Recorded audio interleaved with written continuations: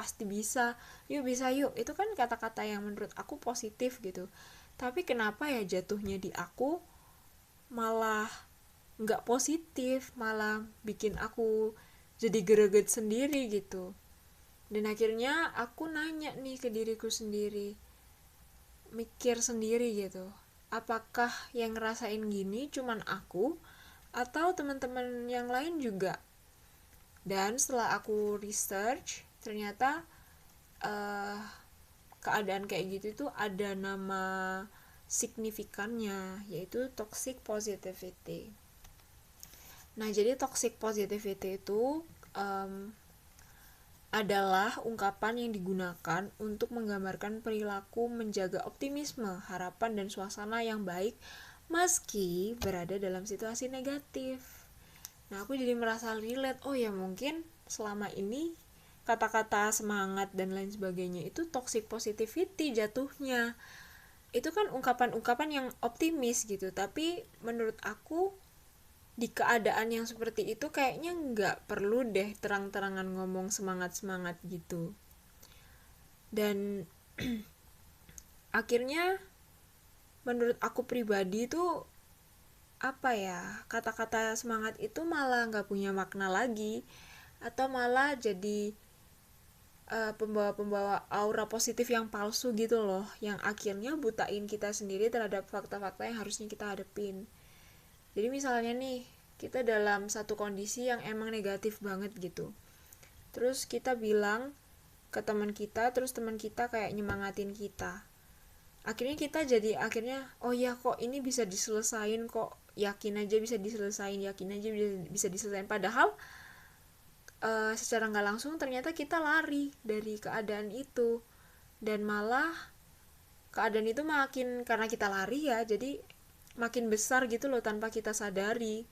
Jadi kita itu berada di comfort zone yang palsu akhirnya gitu. Dan ternyata emang yang aku persepsikan itu benar, karena dari yang aku research dari internet itu bilang kalau misalnya pengidap toxic positivity kerap menolak perasaan emosi yang negatif dan akhirnya dapat bertumpuk dan menimbulkan gangguan saat kesulitan untuk dibendung. Jadi seseorang yang percaya pada toxic positivity akan terus berusaha menghindari emosi negatif, padahal perasaan tersebut dihasilkan oleh otak untuk menandakan bahaya. Nah ini menurut aku bahaya banget sih. Dan menurut aku ya haruslah kita bahas toxic positivity ini. Karena apa? Karena gini loh, pandemi sekarang kan kita nggak ngerti sampai kapan, dan juga kita nggak bakalan tahu, berarti kan kalau misalnya pandemi nggak selesai-selesai nih, kita juga nggak bakalan tahu sistem komunikasi yang dominan online ini bakalan sampai kapan gitu. Nah kalau misalnya toxic positivity ini bakalan keterusan, nyadar nggak sih kalau itu bakalan mengaruhin ke mental health kita, which is dangerous gitu loh, which is dangerous. Aku berlebihan guys ngomongnya. Jadi dimana menurut aku itu berbahaya gitu loh, itu dampaknya bahaya banget buat mental health kita. Karena nanti kalau misalnya udah offline dan kita sudah menghadapi hal-hal yang nyata, lebih nyata daripada sebelumnya, kita akan dominan dan cenderung kabur. Karena sebelumnya itu di komunikasi yang sebelumnya di pandemi ini kita udah terbiasa sama comfort zone kita yang udah kita ciptain sendiri karena toxic positivity. Jadi sangat-sangat berbahaya gitu loh. Kita bisa sampai, aku mikirnya sih bakalan sampai kalau misalnya offline nih, kita bisa sampai depresi banget, stres banget, dan itu nggak baik buat kita gitu kan. Dengan kesadaran yang kayak gitu, that's why kita harus ngerti positive mind, bedanya positive mind sama toxic positivity. Kalau positive mind, dia nggak mungkin deh, percaya sama aku, orang yang punya positive mind itu nggak mungkin semua keadaan itu dihajar dengan menanggapinya dengan semangat, yuk yuk bisa yuk kayak gitu, nggak. Dia pasti ngelihat dulu orang ini atau dalam kondisi ini atau orang yang cerita sama aku ini keadaannya lagi gimana. Kalau misalnya emang dia cuman pengen sambat kayak aduh ini ku susah deh, ya udah itu bisa kita pakai semangat yuk pasti bisa, itu boleh. Tapi kalau misalnya dia emang lagi cerita dan ceritanya emang intim, cerita yang dia lagi ceritain itu adalah cerita yang dia nggak pernah cerita ke siapa-siapa nih dan dia percaya banget sama kamu, atau dia lagi down dan dia tahu dia harus semangat tapi emang sekarang itu dia nggak butuh kata-kata itu gitu loh. Kalian bisa ganti kata-kata itu dengan aku tahu keadaannya itu lagi kayak gini, coba deh menurut aku solusinya kalau aku jadi kamu itu kayak gini.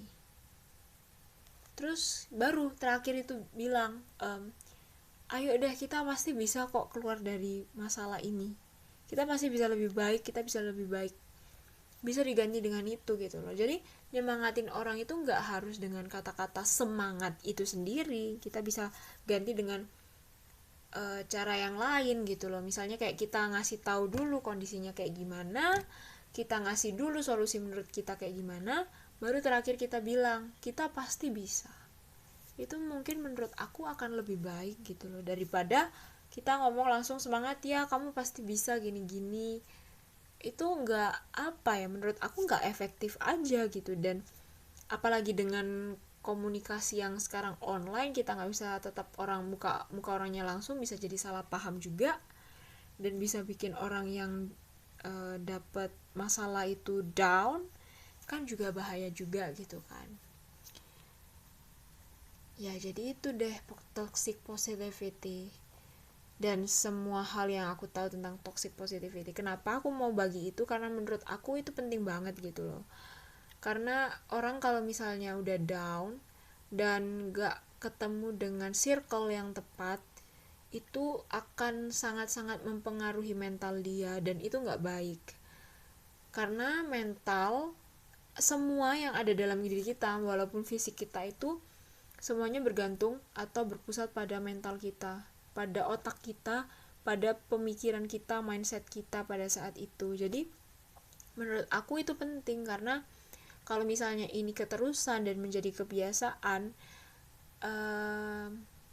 susah gitu loh buat keluarnya. Karena ini kan oke lah, setiap orang memang kadang suka dengan sesuatu yang palsu atau dibuat-buat. Tapi mau sampai kapan kan? Mau sampai kapan kita harus mempalsukan sesuatu yang emang itu negatif? Gak usah kita paksain jadi positif gitu loh. Gak usah kita bilang nggak ini pasti ada jalan keluarnya. Ya mungkin emang itu harus terjadi di kamu dan emang jalan keluarnya nggak harus hari itu. Jadi ya udah, let it flow gitu. Nggak harus kata-kata semangat yuk pasti bisa yuk itu yang harus keluar gitu loh. Kadang ya kita harus ngerti juga apa kondisinya, apa yang orang lain, misalnya kalau orang curhat apa yang dia lagi alamin gitu, kita harus benar-benar mengerti, kita harus benar-benar memahaminya juga pakai hati gitu. Gitu sih dari sharing malam ini. Sebenarnya ini agak nggak tahu ya, kalau aku sih ngelihatnya penting nggak penting gitu. Tapi menurut aku penting karena yaitu dia, karena ini akan mengaruhin ke mental, dan mental itu menurut aku adalah hal vital yang kita punya dan harus kita jaga gitu. Jadi menurut kalian gimana nih, toxic positivity itu adalah sesuatu yang harus adakah, atau ya seharusnya nggak ada, atau ya kalian 50-50, gimana nih menurut kalian? Aku menunggu banget cerita-cerita kalian ya. Oke, hari ini segitu aja. Kali ini kontennya cuma segitu aja. Semoga kalian gak bosen dengerin aku ceramah kayak gini dengan bahasaku yang mungkin kadang belibet. Aku minta maaf banget. Atau mungkin bahasaku yang cringe banget atau gak jelas, aku minta maaf banget. Dan aku sangat-sangat ingin bertemu kalian